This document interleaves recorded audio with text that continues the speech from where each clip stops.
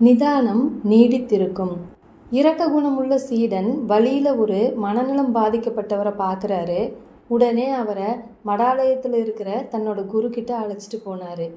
மனநலம் பாதிக்கப்பட்டவரை பார்த்த குரு அவரை ஒரு ஓரமாக மூளையில் உட்கார விடுங்க, அவருக்கு தேவையான தண்ணி சாப்பாடு எல்லாம் வைங்க, ஆனால் அவரை சாப்பிட சொல்லி யாரும் கட்டாயப்படுத்தாதீங்க, அவரே பசிச்சா சாப்பிடுவார், அதனால் நீங்கள் யாரும் அவரை கண்டுக்க வேண்டாம், அவரை ஃப்ரீயாக விடுங்கன்னு சொன்னார்.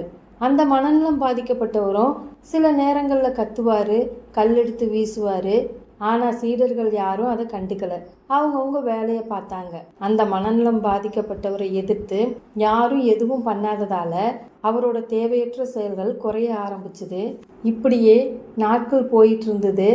ஒரு நாள் அந்த நபர் அமைதியாக குரு முன்னாடி வந்து உட்கார்ந்து, எனக்கும் தியானம் சொல்லி தருவீர்களான்னு பணிவாக கேட்டார். இந்த நடைமுறை இன்றைக்கும் திபெத்தில் இருக்கிற புத்த மடாலயங்களில் நடந்துட்டு இருக்கிற ஒரு அற்புதமான சிகிச்சை முறை. அதில் எதிர்வினையாற்ற யாரும் இல்லை என்றால் அவர் அமைதியாகி விடுகிறார் அப்படின்னு சொல்கிறாங்க. இதில் இருந்து குரு நமக்கு சொன்னது என்னன்னா, தர்க்கம் பண்ணாதீர்கள், நம்முடைய பேச்சே தர்க்கத்திற்கு தீனி, நம் அமைதியே அதற்கு பட்டினி. அமைதியாக இருங்கள், எல்லாம் சரியாகும். ஒருவேளை சரியாகவில்லை என்றாலும் பரவாயில்லை, நீங்கள் சரியாக இருப்பீர்கள். நிதானம் நீடித்திருக்கும்.